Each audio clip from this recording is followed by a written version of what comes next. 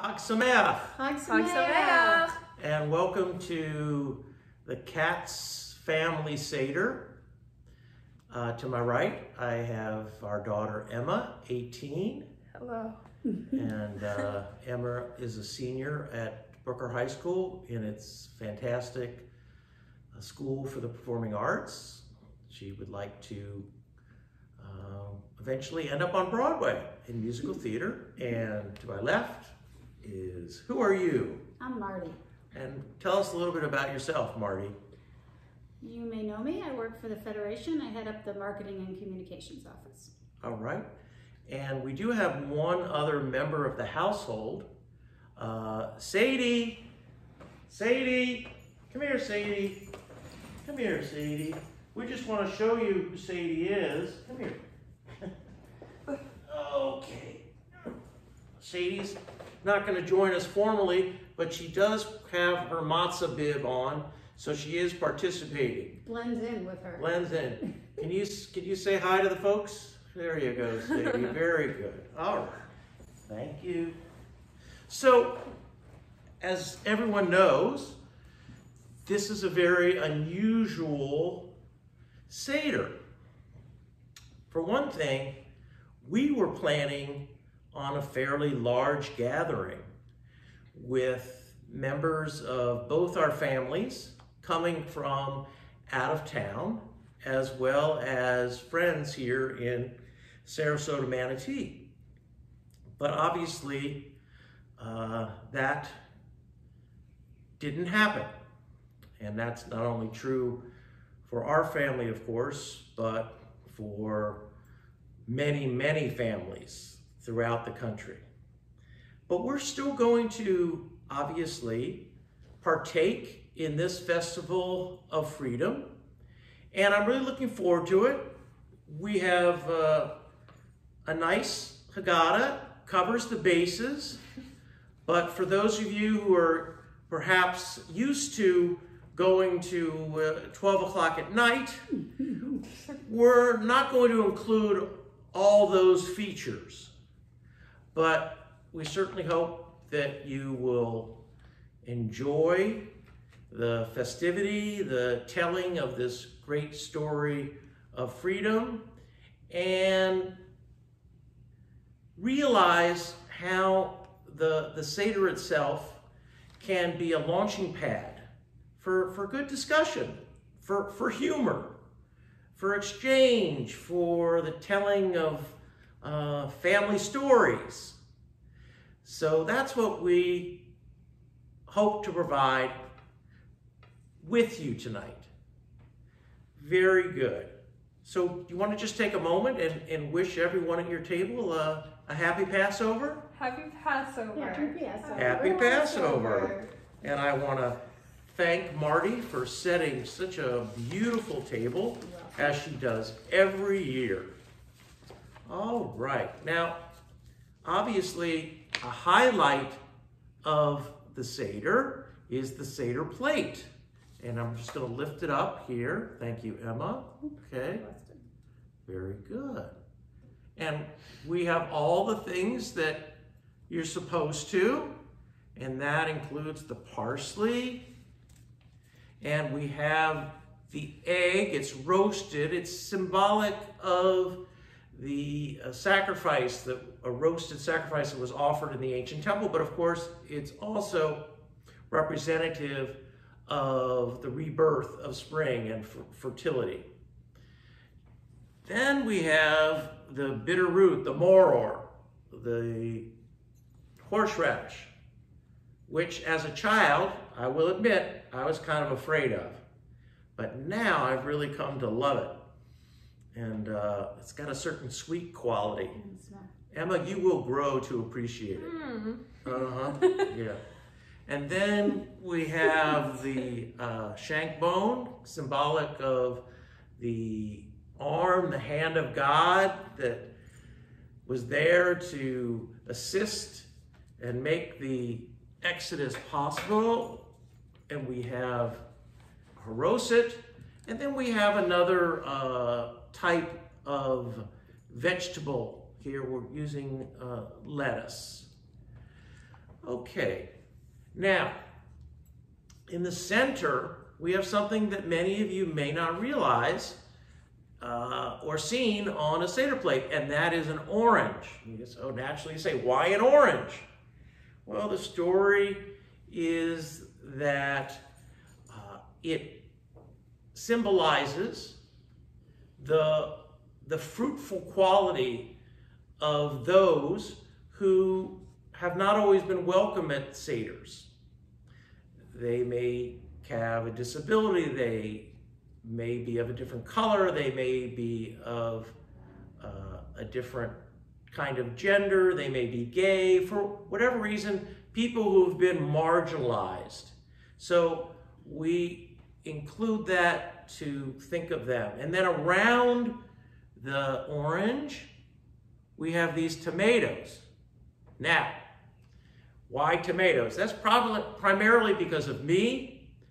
I have been a strong supporter of the CIW, the Coalition of Immokalee Workers.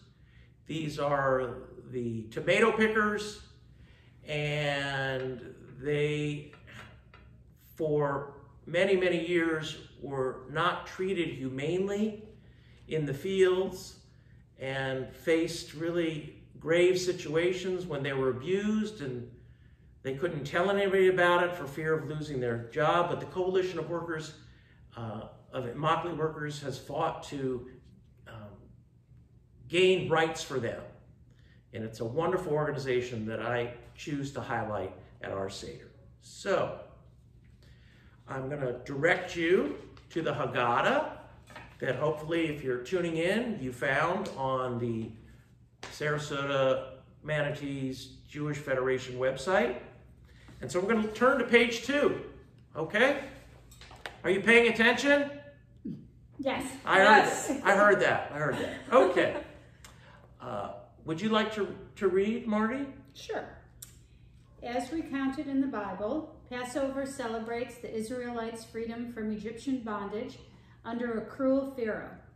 But while the observance goes back millennia, each time we gather for the holiday represents an opportunity to fill old vessels with new wine. Fresh insights, meaning, and even humor are prompted through participation in ancient rituals.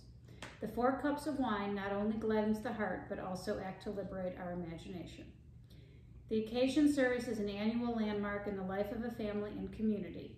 Cherished moments around the Seder table confirm our humanity, bonds with others, and sense of responsibility regarding those who continue to be denied the fruits of liberties we are able to experience. Very nice. And so now I'm going to ask Emma is going to kindle our lights of Yom Tov.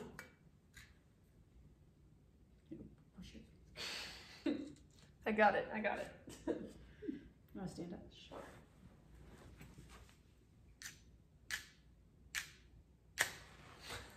There we go.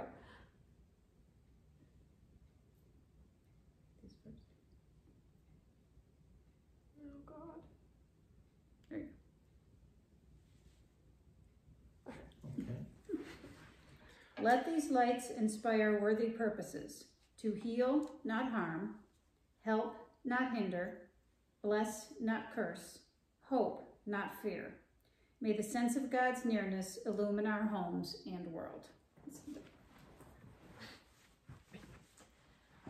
Baruch atah Adonai, Eloheinu melech haolam, asher kiddushanu b'mitzvotav, v'tzivanu lehadlik ner shel Yom Tov. Amen. Very nice. And we're now moving to the top of page 3, and we offer the Shehechianu, a prayer that acknowledges that this is a special time, and that we really express gratitude that we can once again come together. And those of us who have the privilege of sitting around the table in good health, I think that takes on special meaning in view of what's happening in our world, in our country, in our own community today. So, the Shechianu.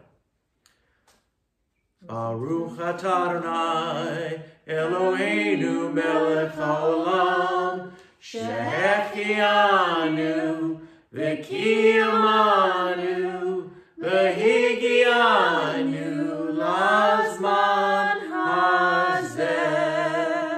Blessed are you, our God, who has kept us alive, sustained us, and enabled us to reach this sacred time. Amen. Amen. And we have now our first cup of wine. Or grape juice. Or grape juice. And there have been certain thoughts about why 4 cups of wine. And we're not exactly sure. Perhaps it's references to words of redemption found in the text of the Exodus. But as you know, 4 is a very symbolic number. We have the 4 questions, the 4 cups of wine. And it's, when you drink wine, it's for your health, right? For gladness. Baruch atah Adonai Eloheinu melech haolam borei peri hagafen. Blessed are you, God, eternal sovereign of the universe and creator of the fruit of the vine. L'chaim. All right. And I just want to mention a couple other things here. I have my Matzah man with me. Unfortunately, he doesn't sway the way he used to, but he's gotten older. He's gotten older, but he's still you know, I'll have to sway for him. Those of you remember when, well, he's singing now, but when he first came out, he was a very hot property.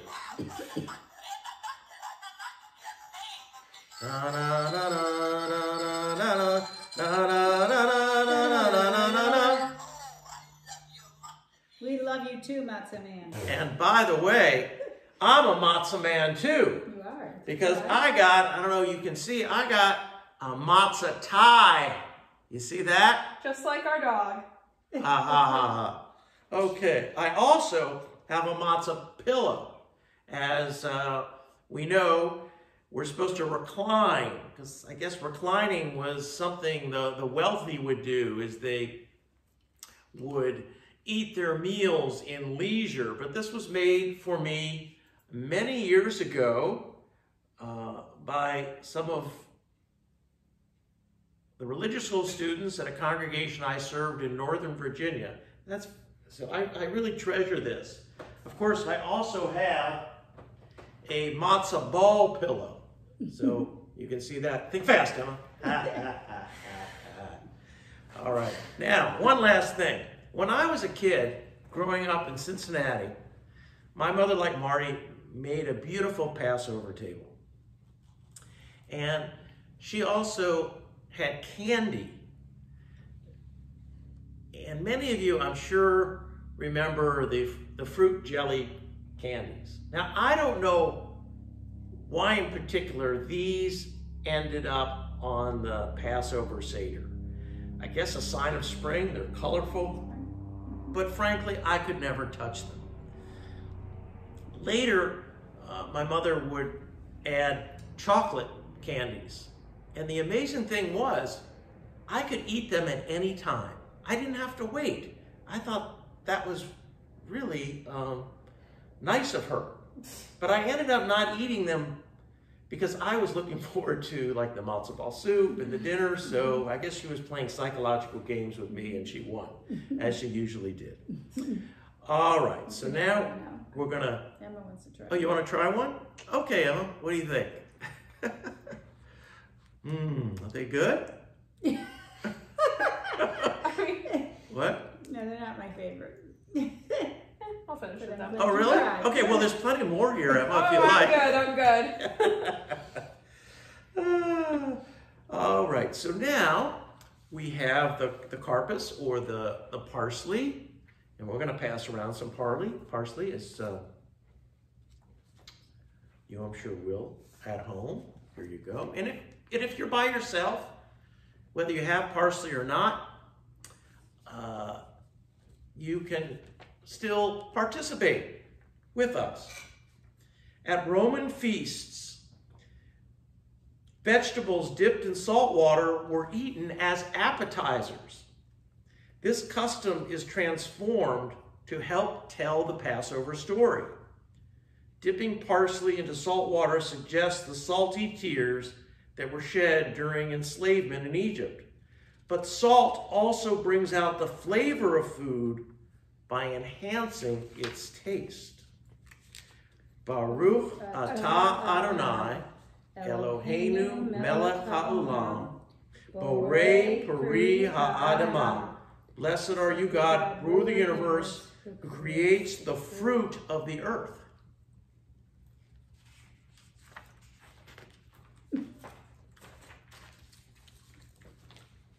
That goes great with that candy, doesn't it, Ellen? Sweet and salty. All right. Now we're going to take the matzah, and I'm going to take the middle matzah from our matzah holder here. And there are 3 matzahs, and they symbolize the 3 groups of Israelites. You had the Kohanim, the priests, the Levites who assisted the priests, and then the Israelites themselves. So here, a bond formed by sharing. Isn't that interesting? We break the matzah, so we break the bond, but in doing so, we create another bond. And so we break the middle matzah, concealing 1/2 as the Afikomen. Among people everywhere, the sharing of bread forms a bond of fellowship. This is the bread of affliction, the poor bread that our fathers ate in the land of Egypt. Let all who are hungry come and eat. So I'm going to break it in half. Emma, as she does every year, will look carefully and try to figure out where it's going to be hidden. And I assume this year will be like years past. She will have trouble finding it because I am a master hider, and I revel in the frustration of the kids looking for it. And even though they know all my annual hiding spots, I somehow manage to find new ones. Okay, so let's look a little bit more about the matzah. Would you like to read, Emma, on 4? Traditionally, matzah recalls the dough prepared by the Israelites when they had to leave Egypt in haste and didn't have time to let it rise. But this isn't the only meaning. Leavening or chometz can suggest egotism and arrogance. An inflated self-image also often leads to haughtiness, insensitivity, and sometimes the abuse of power. This is the virtue of the seemingly simple matzah, that it is flat, it is not a reflection of low self-esteem, hardly. The matzah exemplifies the humble servant who pays an essential role, but without the need to draw attention to him or herself. Compounded of only 2 ingredients, matzah's purity reflects wholesome, unadorned service on behalf of the sacred. Very nice. Now, we come to the 4 questions. And as part of the 4 questions, I think we need to know a little bit of background. So I just want to share that, the Israelites ended up in Egypt according to the Torah because that is where they went during the Great Famine in the ancient world at that time. And Joseph, who, if you recall, who was sold into slavery by his brothers because they were jealous of him, and he kind of came off as a little immature. He had dreams that suggested that he would rule over them. They didn't take a liking to it. So he, as the story goes, famously, he ends up in Egypt and is a prisoner, but is able to interpret Pharaoh's dreams. And Pharaoh puts Egypt in his hand to lead after Joseph predicts there will be a great famine, that the Egyptians will have to store grain to survive. Well, when that happens, many people came, and that included Jacob and his sons and the people of Israel. And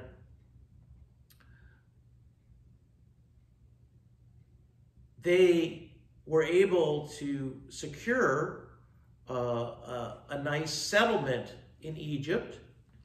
But eventually Joseph dies, and there's a new Pharaoh who rules, and he is not so welcoming. And the Israelites find themselves now under the yoke of slavery. And this is where Moses comes in, and he is supposed to be, as a male Hebrew child, killed by virtue of being the firstborn, but he's placed in the Nile in a basket, and he survives, and the daughter of Pharaoh raises him. So Moses is kind of in two worlds: the pharaonic power circle, the palace, but also he knows, I think, that he is of Hebrew stock. And eventually he cannot take the fact that the Egyptian overlords can be so cruel to the Israelites. And what does he do? He can't stand it, and he is actually killed an Egyptian taskmaster, so he decides to run away. And, well, he really can't run away. Just like many of us think we can escape certain things, it doesn't always work out that way. We have to face what is challenging us. And this is why God found Moses at the burning bush and said, Moses, you have to return to Egypt and to free the Israelites. And Moses says, well, are you kidding? I'm not the man you think I am. I have a speech impediment. I couldn't do it. And finally, God prevails upon him, and he returns to Egypt. And that is when, well, we're going to see what happens as we move forward.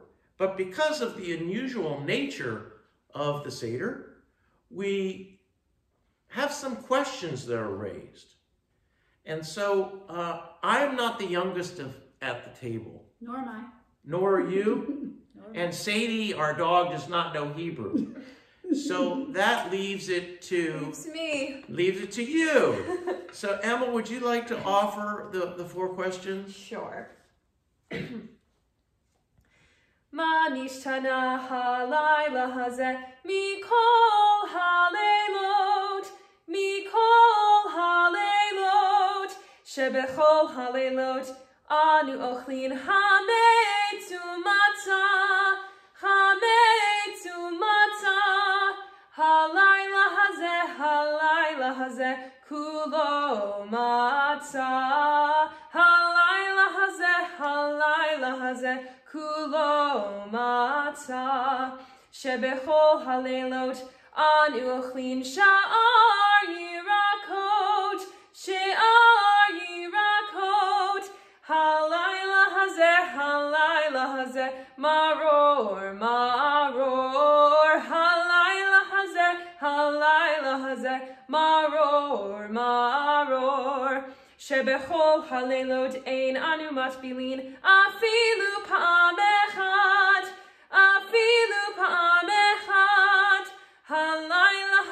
halayla hazeh, shetei fe'amim, halayla hazeh, shetei fe'amim, shebechol halelot Anu ochlin ben yoshvin uvein misubin.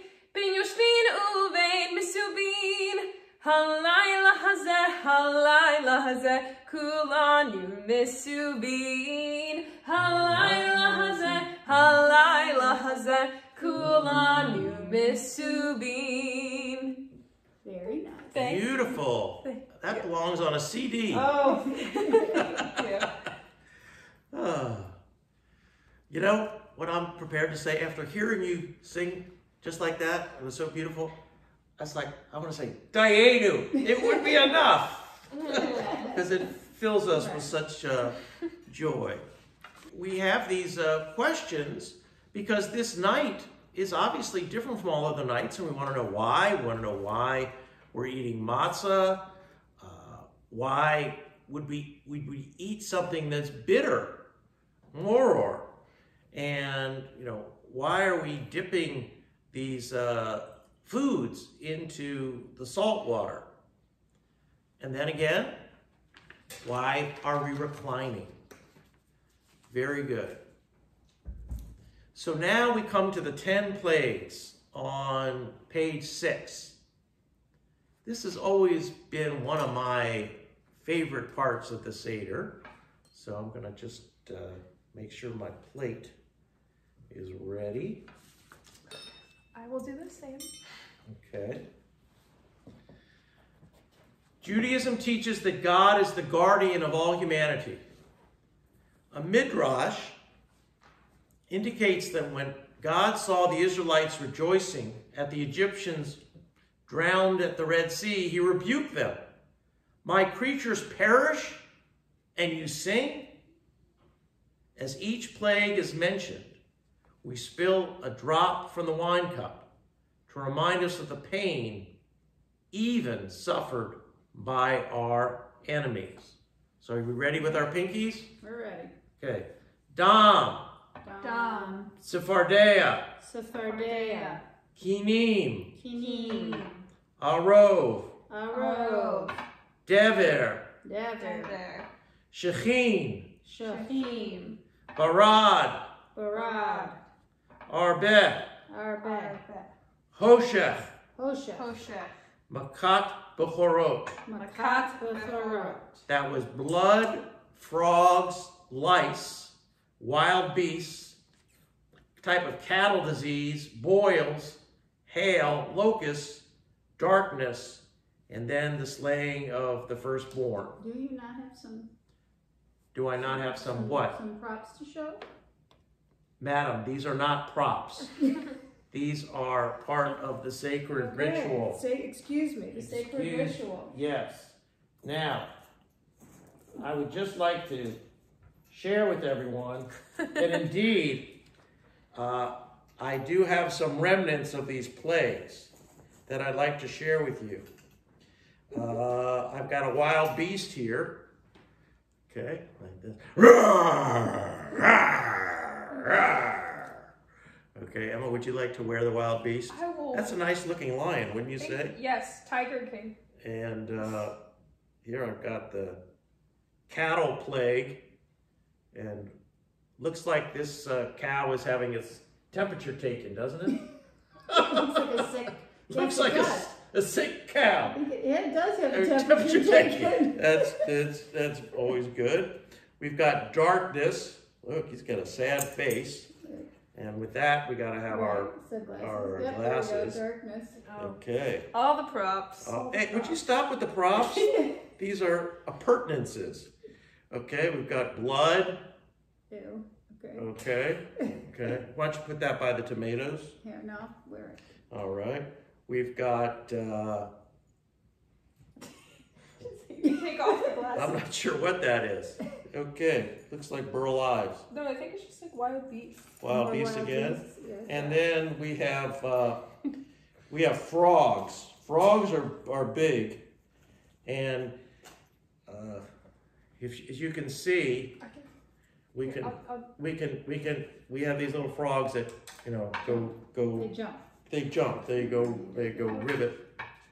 There you go. Okay.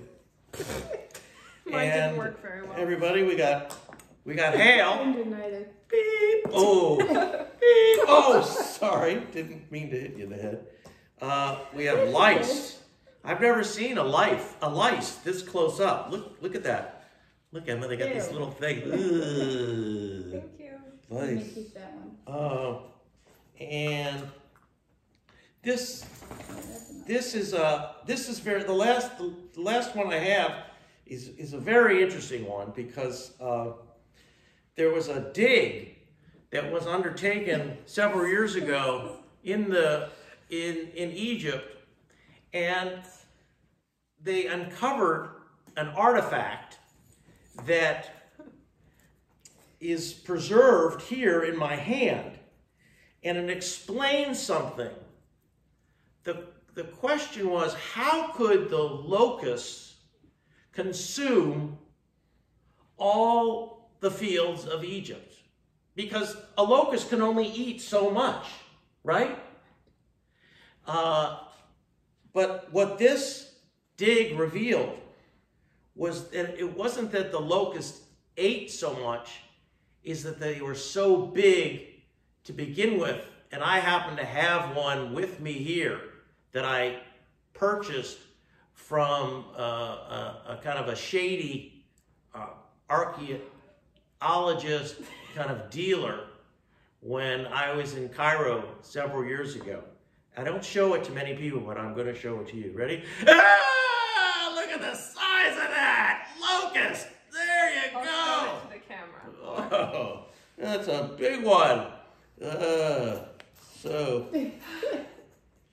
you could take the glasses off. I could take the glasses off, they tell me. All right. By the way, this is not a plague, but it's kind of cute. I just found it in my plague box.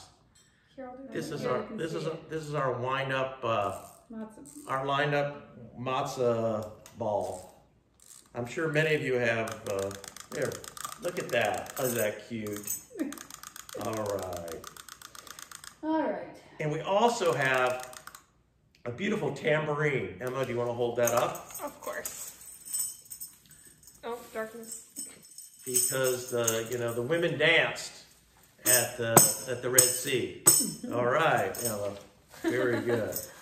So all these things were done on our behalf, and that's why we sing Dayenu. It would have been enough, and yet so much more has been given to us.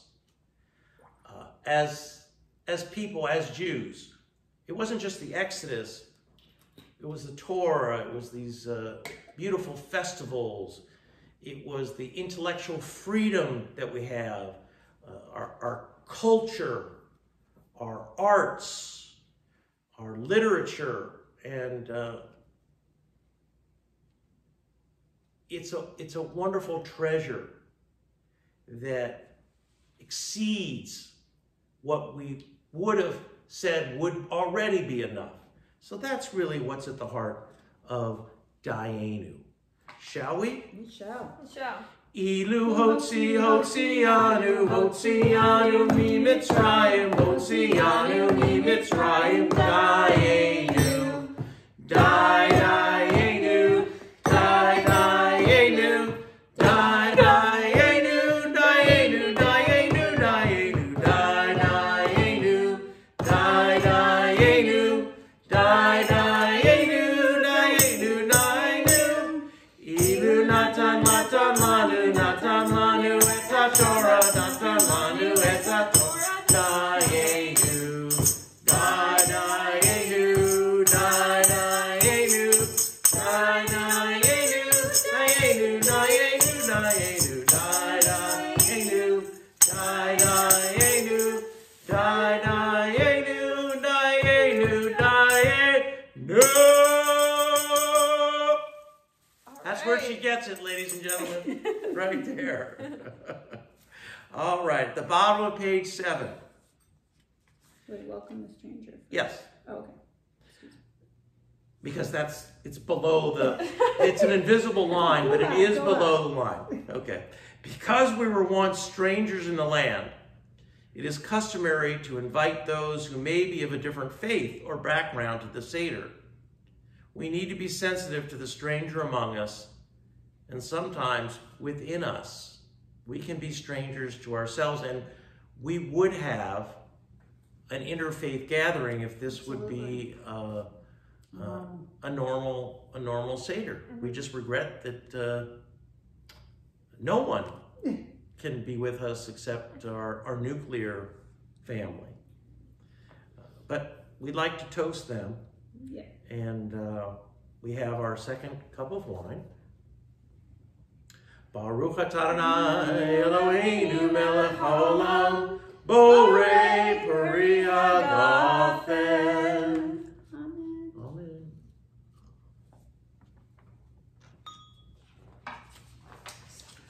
So let us turn the page, and now we have the matzah. So, here we go.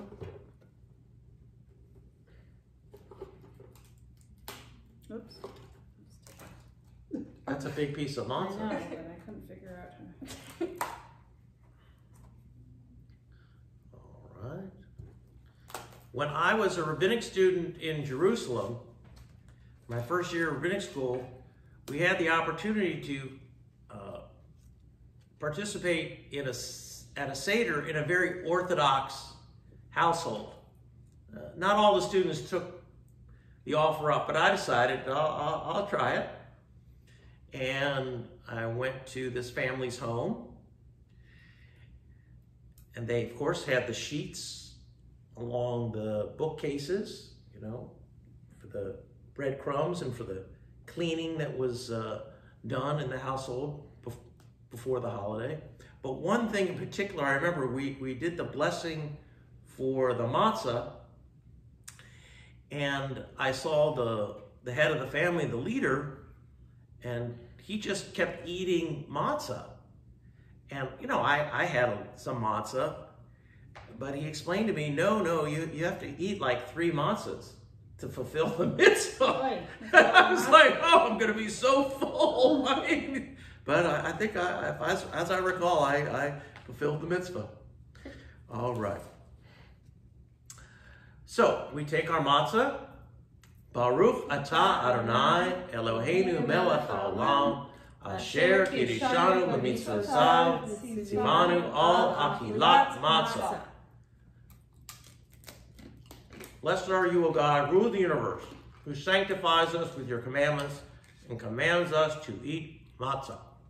Okay. All right. And now we have the bitter herb. Marty and Emma are going to have the We're wimps. the wimps, the store mild stuff. I got the raw, and that's what I'm going to eat. It's amazing how you change in your life. Some things you would never eat, you end up eating. Hopefully one day Emma will actually eat a salad.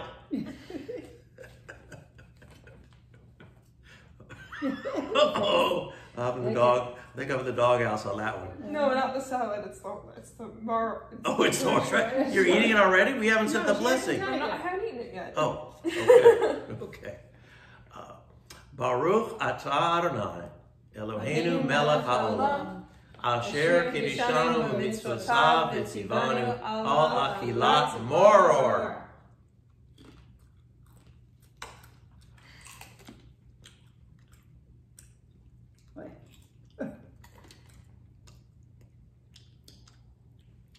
Is it hot?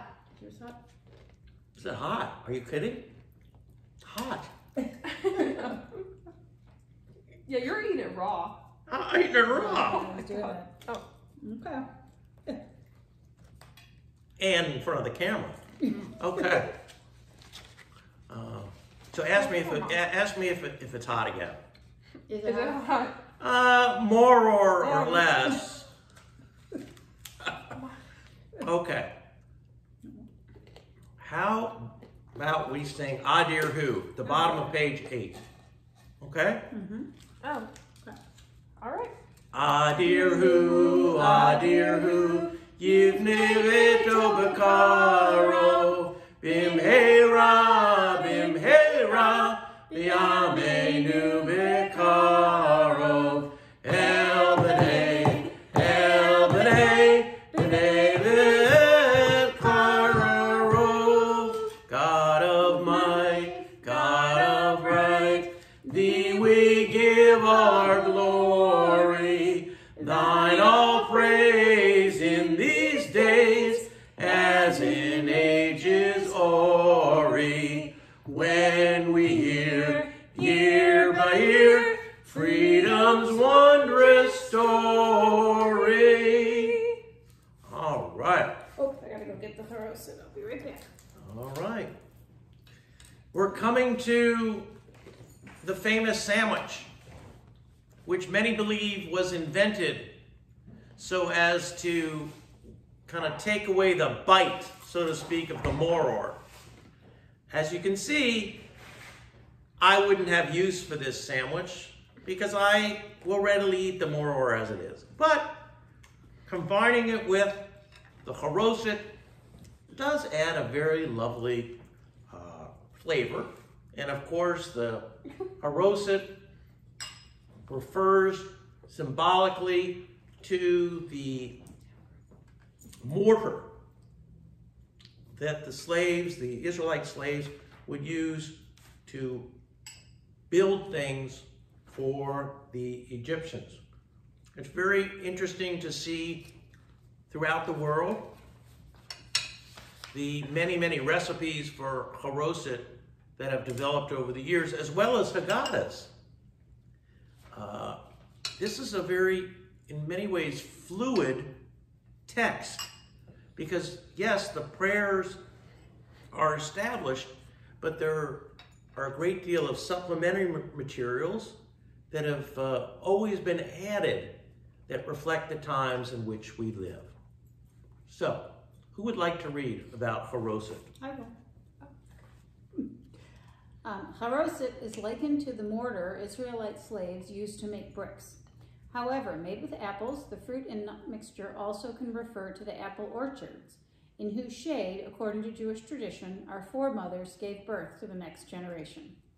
Preserving a practice identified with Hillel when the temple stood, we combine the matzah and moror to observe the precept, "They shall eat the matzah and moror together." Later, the charoset was added to sweeten things up a bit. Place some moror and charoset between the matzahs and enjoy. All right.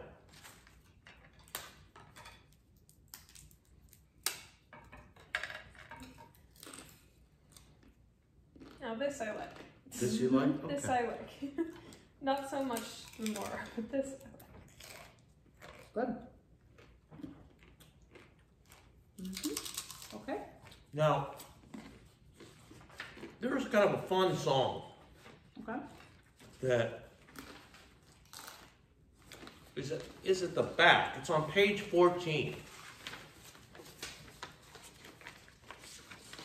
And it's sung to the tune of "If I Was a Rich Man."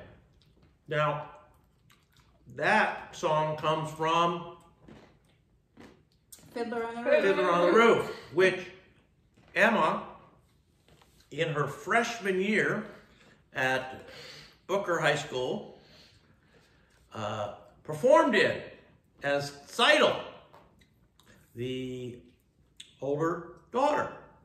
And it was wonderful for us to see her on stage in this very prominent role, but at one point, she got engaged, got married in a wedding dress before eyes underneath a huppah, and then had a child within 10 minutes. That was a sight to see. All right. So, here we have "When I Eat Charoset." It's kind of cute. When I eat charoset,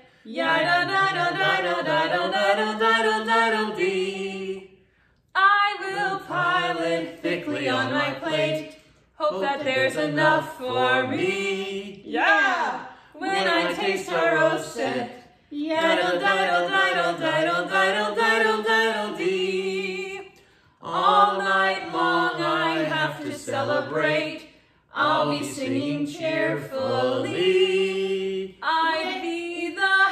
happiest one. If ever I could make this stuff that they tell me looks like brick, chopping in my wooden bowl day and night. And then I'd place it on a gold Seder plate. Oi! All the people there will smile. Haven't had such good stuff in a while. Ah, how I love roasted.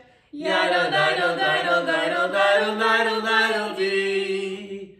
Use a little walnuts and good wine. Apples not too tart will make it fine.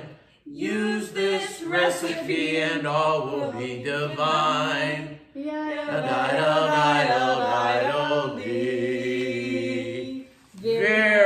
nice. Very nice. All right. Well, we are going to pause for our meal after our third cup of wine. All right? So, Baruch atah Adonai Eloheinu melech haolam borei pri hagafen. And as we pause for our meal, we want you to pause for your meal as well, and we will pick it up with the search for the Afikomen in a little while. Enjoy your dinner. B'teyavon.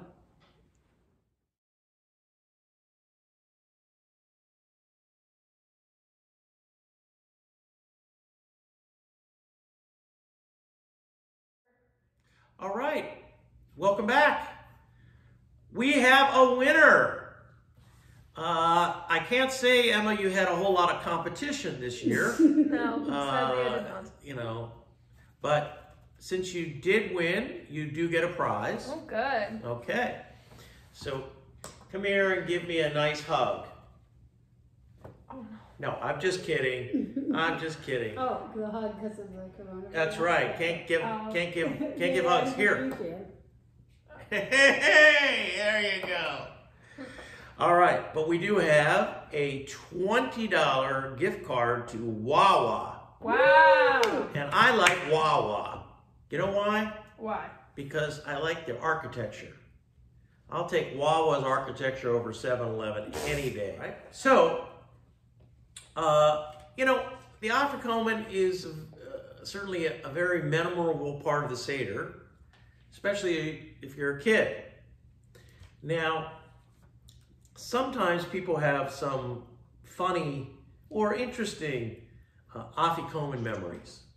Does anybody have? I have a funny one. Well, we'll judge whether it's funny or not, It okay? was very funny. Okay.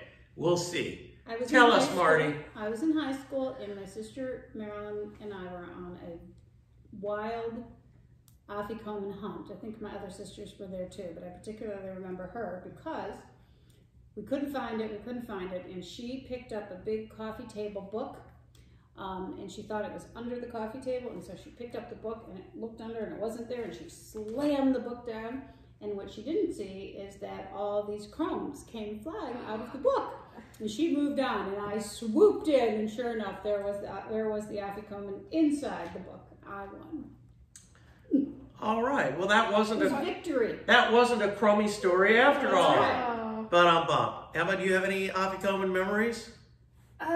Well, kind of. I just, whenever we have a big Seder and like my friends are here, it's just this huge, everybody sprinting, trying to find it. Everybody there, it was hidden in magazines, toilet paper, under the toilet lid, kind of gross, but good spot. Behind curtains, in lamps, everywhere. Thank you very much. Thank you very much.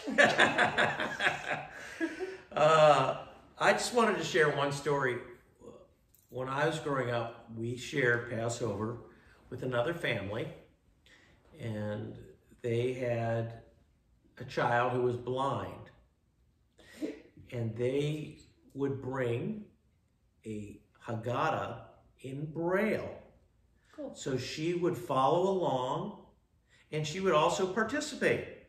Now, eventually, I grew up, she grew up, I went to college, and I remember I came came home for one Seder, and she was living in a home for the blind, and she came with a boyfriend who was also blind. And now it became time for the Afikomen. And we were no longer little kids, but, we were still children. And so the question was, what should we do with the Afikomen? And they indicated, the woman and her boyfriend, that they wanted to participate. So if you were there and you saw these two blind people feeling their way through the living room, trying to find, if you just saw that, you think, oh, look, they're making fun of these two blind people, but they were having a blast, and we were all enjoying trying to kind of give hints where it was. And then when they found it, they were very pleased. So that memory is always etched in my mind. Very good. So we now come to the section dealing with Elijah. We have a lovely cup of Elijah here. Look at that. Where's that from, Emma? I made this. Yeah? I think in first grade at, now Community Day School. But then it was Golden Filmman Academy. Here, can I just look at that? That's very impressive for first grade. Gosh, okay. So we also have the Miriam's cup. It says Miriam on it, and it has water in it. And this is to represent Miriam's role in the Exodus story and her taking Moses from the water, and that's why we put water in there. And also Moses, isn't Miriam at the well? Anyway, so that's a nice touch to add to our Seder table. Thank you very much. You're welcome. So now, I have a question though. Yes. To ask. I'm not sure we should have the expectation that Elijah is going to be here, because, there's this ban on non-essential travel right now. Do you think his coming is essential? Yes. You do? I do. Okay, then, Emma, do you want to open the door? Sure, I don't know if they can see me opening the door, but all right. they'll know that I'm opening the door. Don't let the Sadie out. Okay. The door is open for those Okay. who can't see. Elijah the prophet is sung and welcome for Elijah, who is an invited guest to the Seder. According to tradition, the prophet will herald the Messianic age, but he is also considered the arbiter of challenging Jewish legal/ritual questions. Based on verses mentioned in the Torah, there was a question whether 4 or 5 glasses of wine should be imbibed at the Seder. The cup of Elijah may be the 5th cup. And of course, we sing the song, Eliyahu Hanavi. Oh, so did you see anything out there? No, I didn't yet.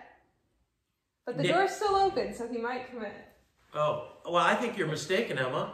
Look. Oh! There's... Came in really fast. You didn't even see him, he was so fast. Oh, wow. Maybe, yeah. Look at how much wine has been taken from the cup. Wow, that's a lot. He was really thirsty today, obviously. Absolutely. And he's visited so many houses. The fact that he drank so much of our wine suggests that he really liked it. He really liked it. So how do you like that? Well, since he was here, and at least he included the Katz family as part of his essential travel, I think we should sing his song.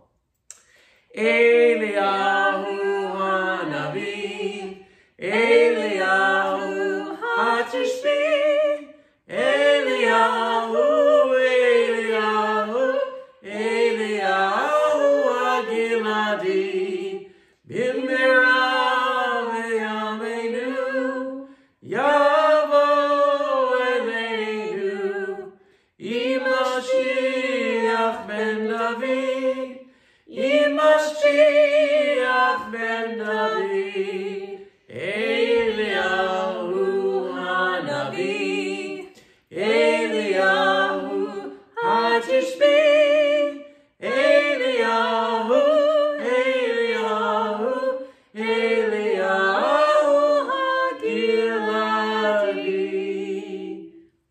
Should I go close it?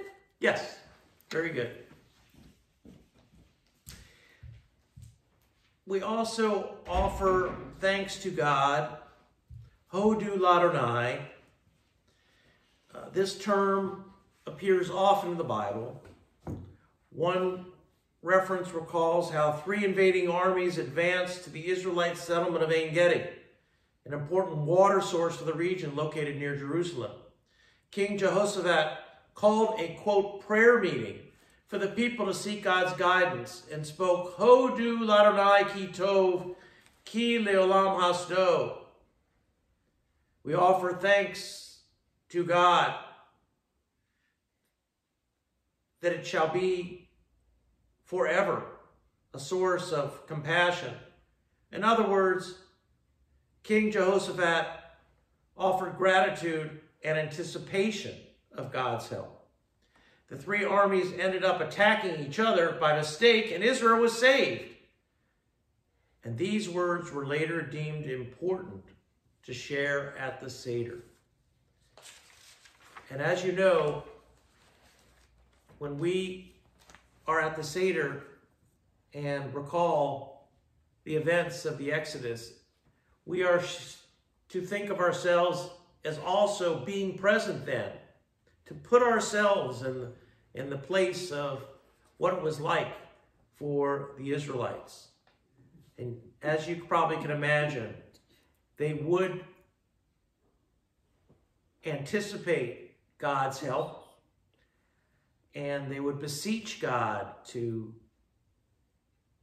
make their liberation possible, and then they would offer thanks afterward.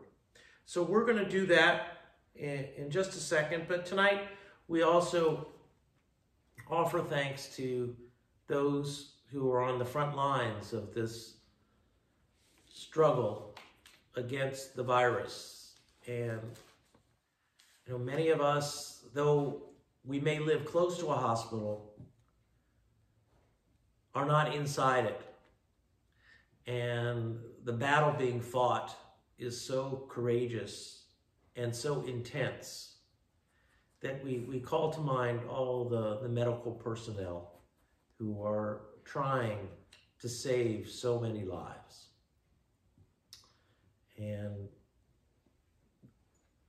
we think of those also who have been lost.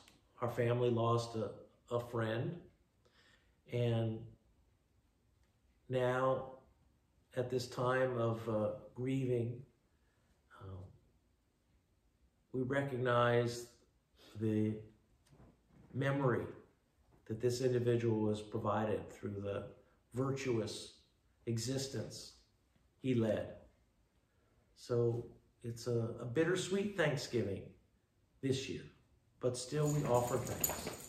Hodu Ladonai ki tov ki leolam hasdo.